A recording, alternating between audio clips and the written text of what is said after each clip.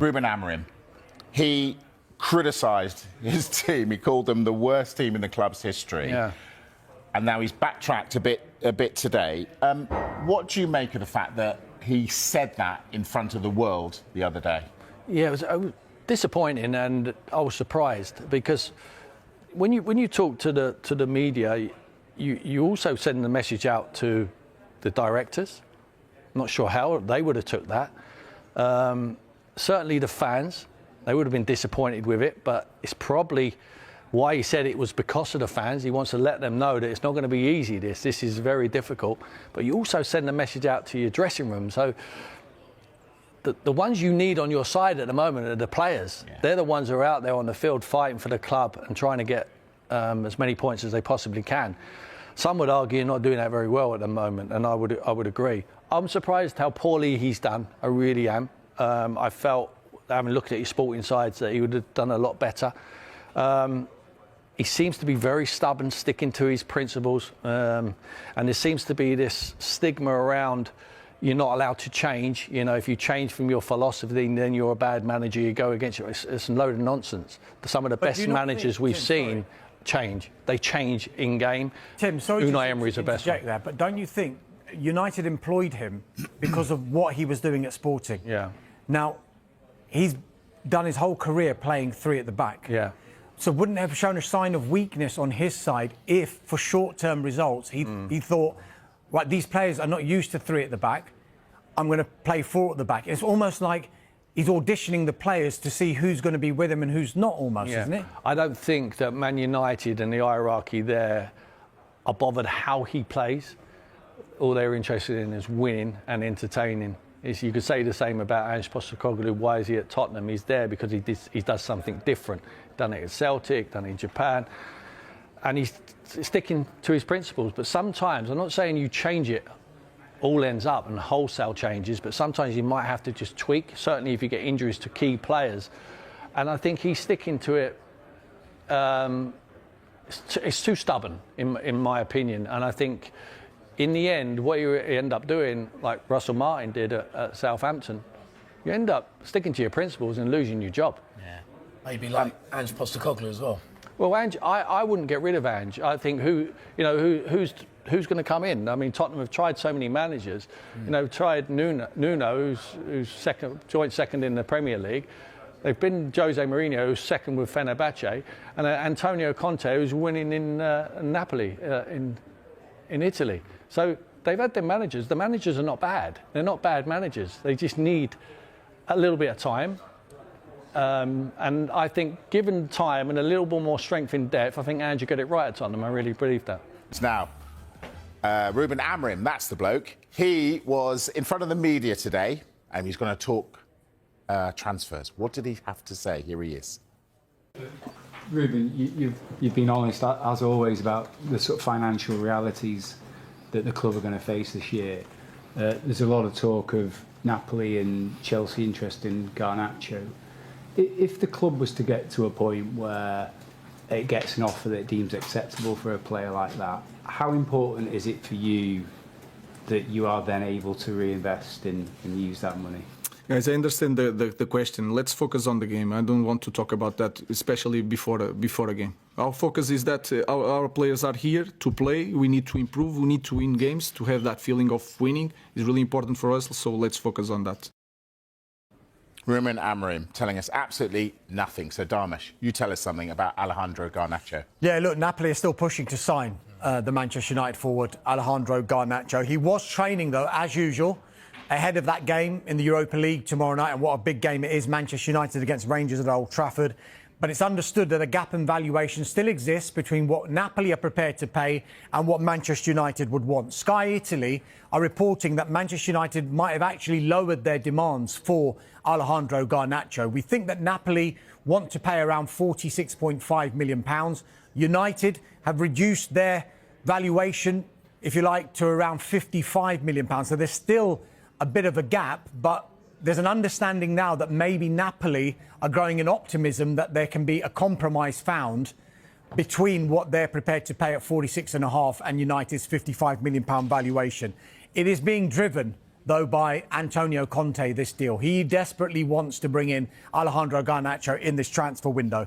Garnacho himself, not looking to leave Manchester United, but now that he's hearing that if the right deal was to come along, Manchester United would listen to offers, it's clear that he's going to have to assess his options. And Napoli is clearly one of those options. Chelsea are also interested in Garnacho. We don't think there's been a formal approach to Manchester United on that. Maybe just keeping an eye on the situation with Napoli before they make their move, if they're going to make their move at all. But Sky Italy are also reporting that Napoli are interested in the Borussia Dortmund forward Karim Adeyemi as well. And I just wonder whether that's instead of Garnacho, whether it's trying to nudge Manchester United into doing it more on Napoli's terms, or indeed whether, yes, we actually do want to sign Adeyemi. We see him as a better option than Garnacho. So, James, sorry to interrupt, but are you surprised that Manchester United aren't thinking about building a team around one of their young stars who could take them forward,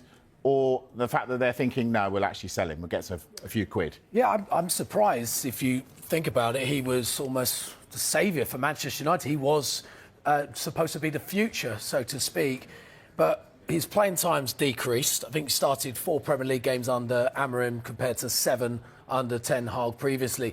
And I think the interesting thing when we look at the financial aspects of these deals is what Manchester United player right now has added value to themselves and their figure. Now, that's so important. Now, Manchester United, we know their struggles. We know their struggles on the pitch this season. Players are not exactly shining right now. Their transfer value is not particularly increasing. But this one, despite not playing too much, his transfer value is still pretty high, and that's a substantial amount of money. But it does surprise me. I think he's full of talent. But one thing you have to take into account here, though, with Garnacho, Ruben Amorim is playing with 3 central defenders and 2 wing-backs and 2 number 10s. He's your out-and-out winger with a back 4. Where does he actually fit into Ruben Amorim's system? Having said that, look, Ruben Amorim has been talking him up in recent weeks, and he did start against Arsenal in the FA Cup, against Southampton in the league. He didn't start the game against Brighton. It's going to be really interesting to see what the team sheet is tomorrow. We'll find out around about an hour to an hour and a quarter before the game kicks off. If Garnacho is not in that squad, what do we read into that?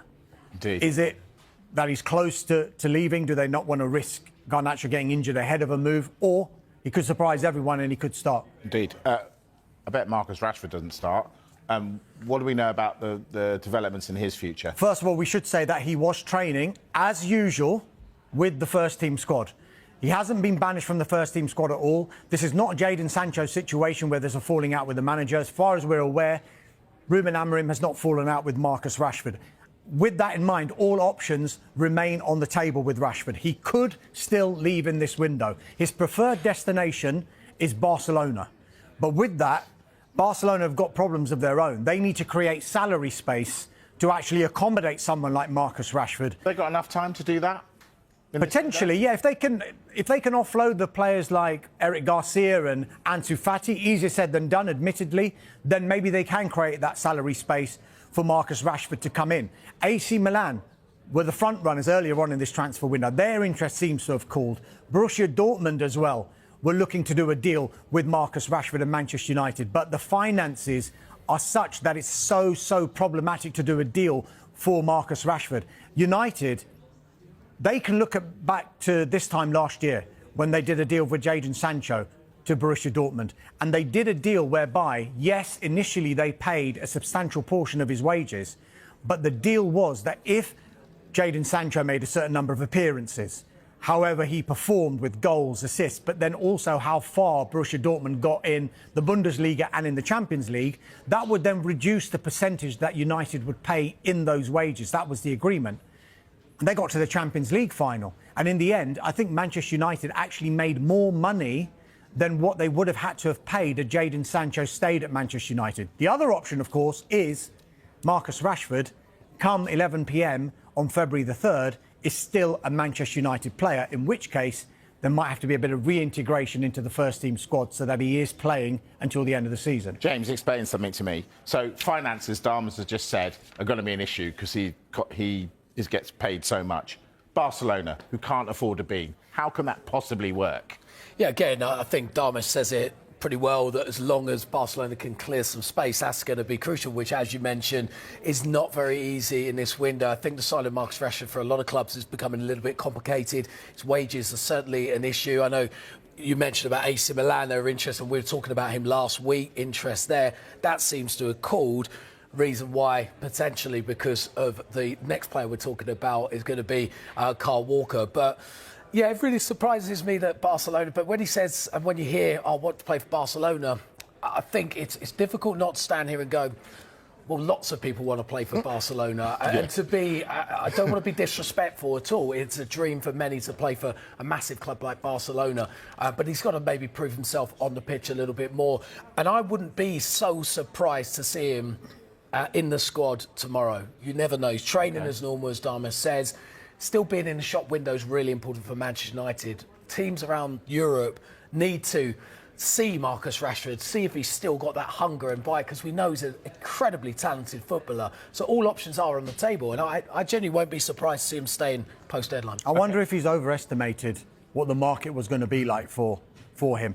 If you've done that interview to say that you want a new challenge well before the transfer window opens, I'm sure he wasn't envisaging that on day 22 he'd still be training with Manchester United ahead of a game against Rangers, and at the moment no closer to getting a move away from United. Yeah, good point. All right, let's talk about incomings at United.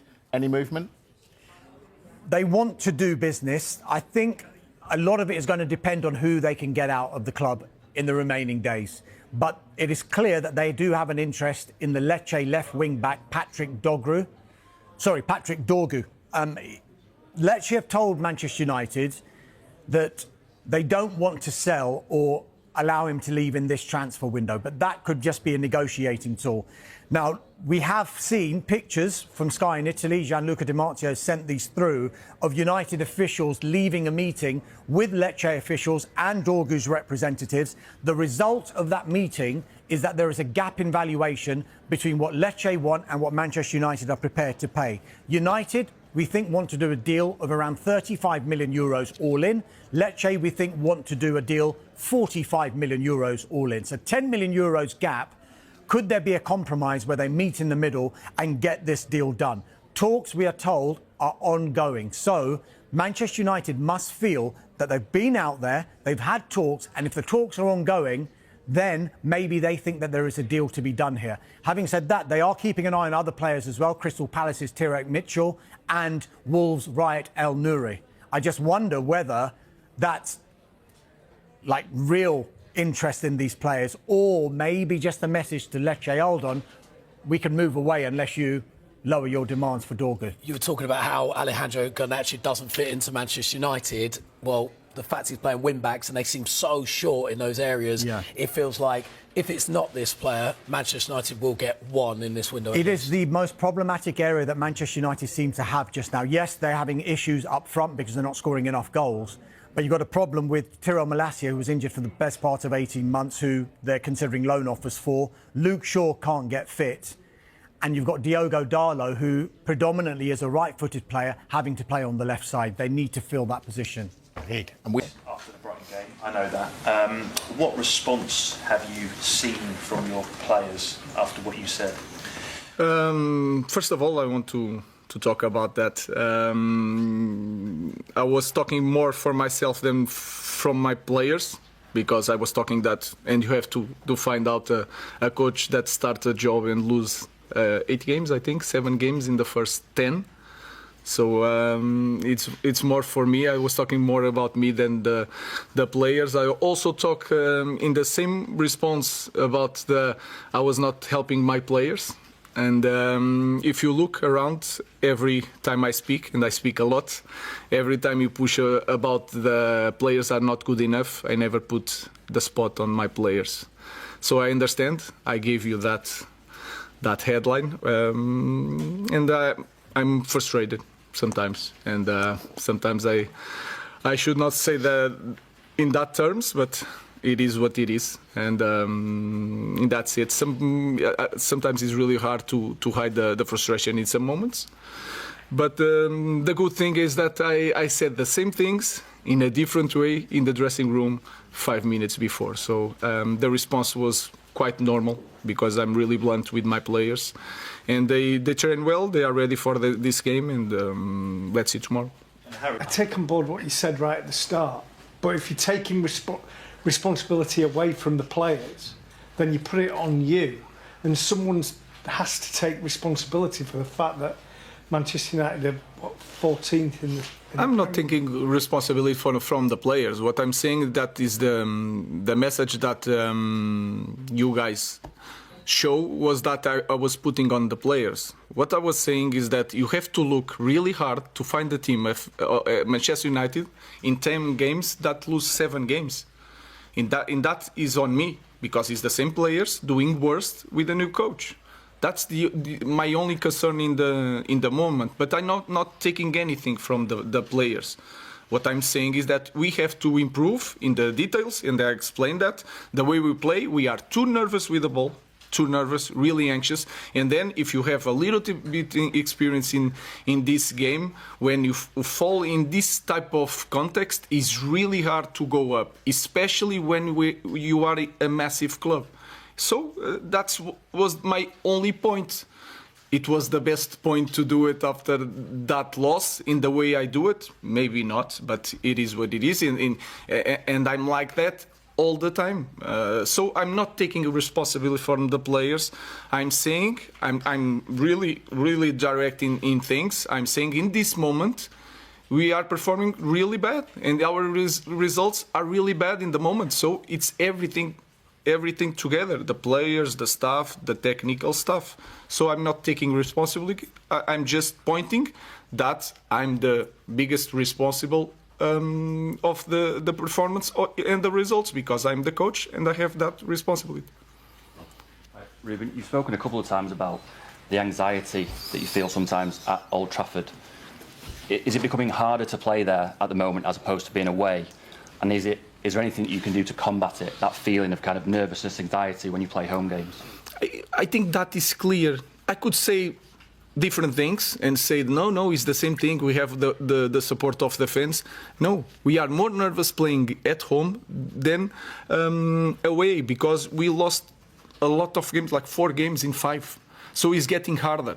What we can improve, I think, if we don't suffer the first goal, like in the 4th minute, and I remember like it's 4th minute, 10 minutes, 15 minutes, and then it's really hard to calm down the team. So we need, the first thing in my mind is they cannot score. We need to score the first one. If we score the first one, I think that will change and we will play better at home in the beginning. So that's it. I think it's really clear. We are really anxious playing, especially at home, and we are suffering goals, and then it's really hard. So I think it's clear for everybody that is getting harder to play at Old Trafford. Jamie. I think you said previously, a couple of weeks back, there's a storm coming, yes? So it's fair to say you're in the storm, yeah?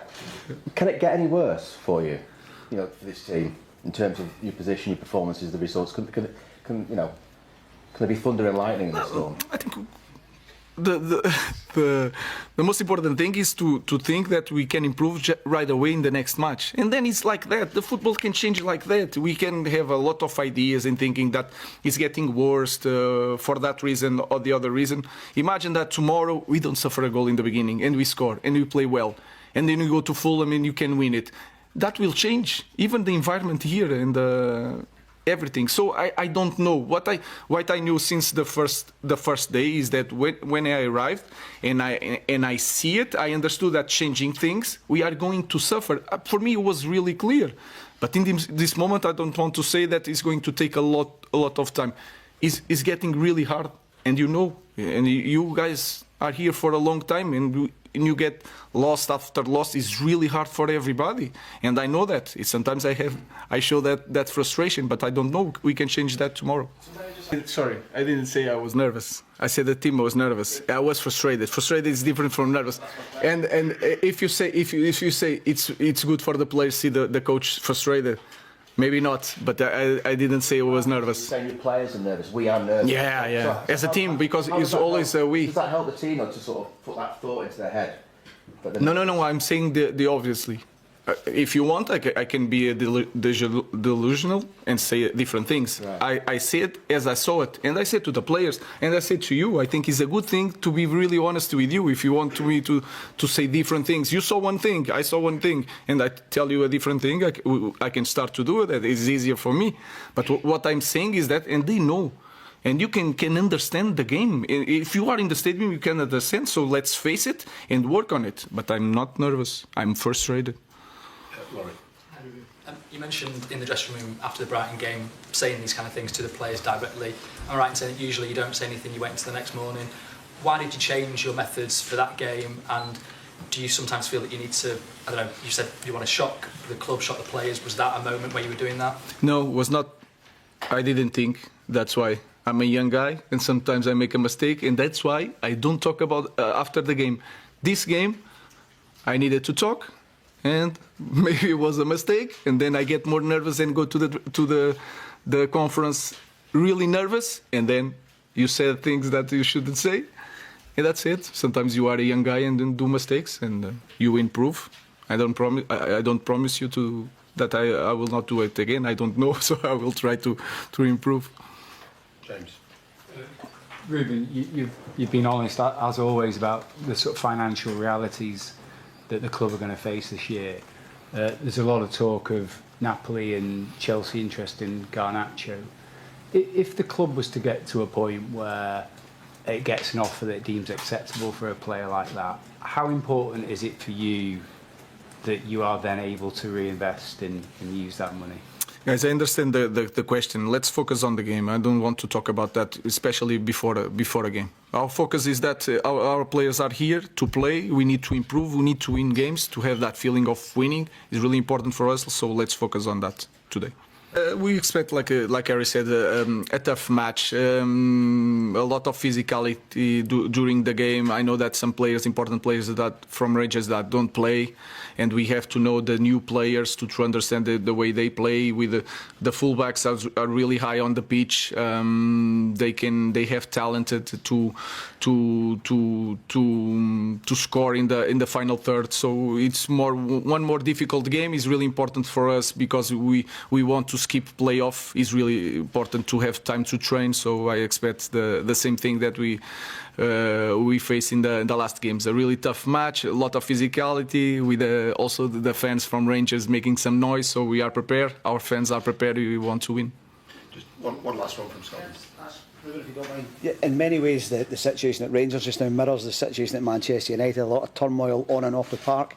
Are you aware of what's been going on in Rangers? Same idea of the fans being upset at lack of success, and do you feel for their coach, Philippe Clement?